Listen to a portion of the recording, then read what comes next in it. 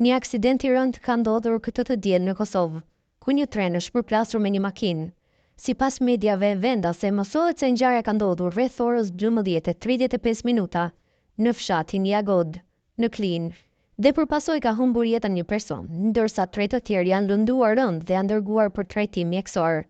Sot, rreth orës 13:35 minuta, kemi pranuar informacionin se në fshatin Jagod në Klinë ka ndodhur një aksident ku një tren ka goditur një makinë. Menjëherë pas njoftimit në vendin e ngjarjes, kanë dalë njësitë policore, zjarfikset dhe autoambulancat. Mjeku kujdestar ka konstatuar vdekjen e një personi në vend, ndërsa 3 persona të tjerë të lënduar janë dërguar me trajtim mjekësor në emergjencën e spitalit rajonal në Pej, thuhet ndër të tjera në njoftimin e policisë për këtë aksident të rënd, i cili ka ndodhur mesditën e së dielës në Klinë dhe la një viktimë dhe 3 persona të plagosur.